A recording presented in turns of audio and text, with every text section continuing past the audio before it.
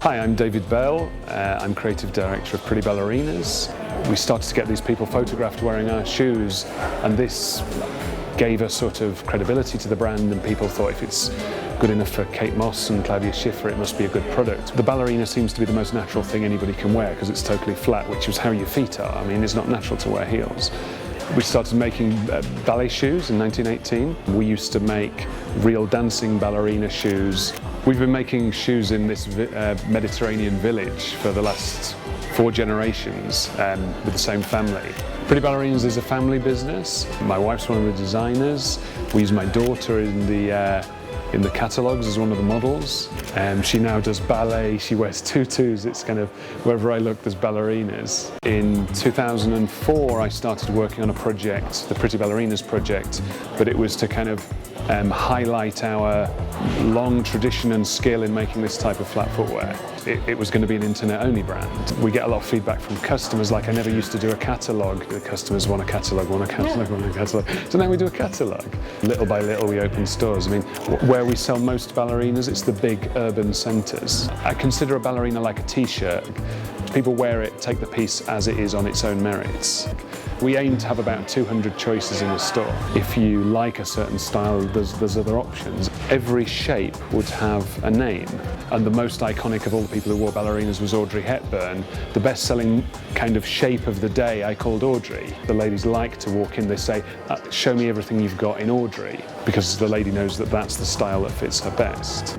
For Pretty Ballerinas, we obviously look at what's on the runways, we look at trends, we look at the trend forecasts, but then the fun stuff, we just bring it out of left field.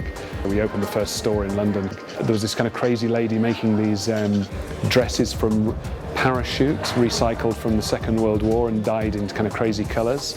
So that inspired me to do a kind of little collection of this recycled parachute. We design as a team and we edit as a team. Generally, we all agree on stuff. It's so agile. I want to kind of think of it and do it. Some members of the public have really, really nice ideas, and we're not. It's not like we have all the ideas. I mean, if somebody has a nice idea, great, send it to us, we love it.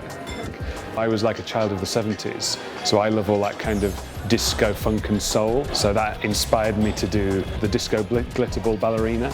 So each shoe has 900 individually glued on mirror tiles.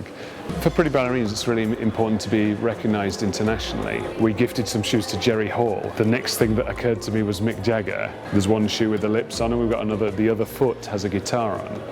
And I thought the American market was going to be quite classic, and it's not turned out to be that way at all. The madder it is, the more they like it. We've just opened our first US store on Lexington Avenue in the Upper East Side of New York. It's got its own dedicated website, prettyballerinas.us.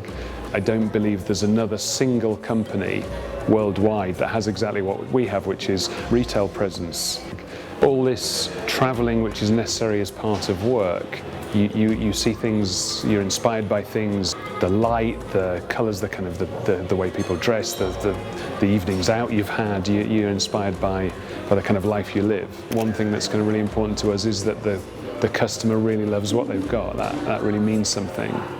What I'd like is for Pretty Ballerinas to be known as the ballerina shoe worldwide.